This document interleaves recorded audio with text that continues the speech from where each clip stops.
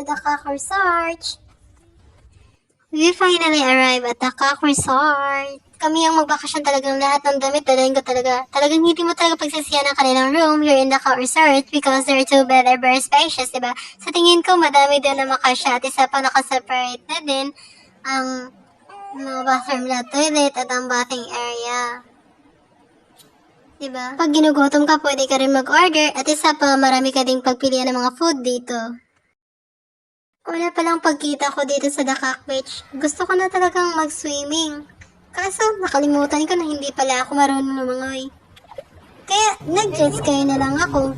Sinulit ko na lang mag-jet ski kasi it's a shame that I patrick you for only 30 minutes. But, I really enjoy jet skiing.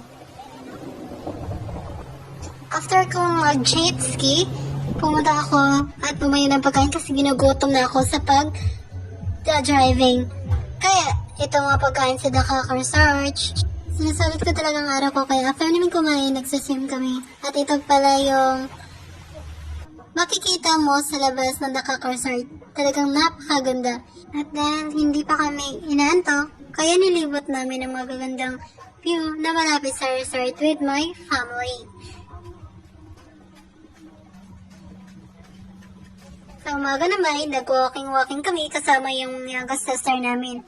Akala ko malapit lang, but ang layo. Kaya tinatamad na, pinipilit na rin mag-smile. Hala, push mo lang yan. Kaya napag-isipan kong iba naman ang susubukan namin pupuntahan. In the afternoon, I want to try kung paano mag-golf. Kita naman ninyo talagang hindi ako marunong mag-golf kahit saan na lang pumupunta.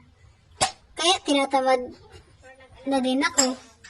After playing golf, I tried to walk the beautiful view of the Cock. That's why nilibot namin ng The Cock Resort. Katapos namin magbakasyon dito sa The Cock Resort, we're going home na. Don't forget to hit that subscribe button and turn on notifications so you won't miss a single moment of this trip.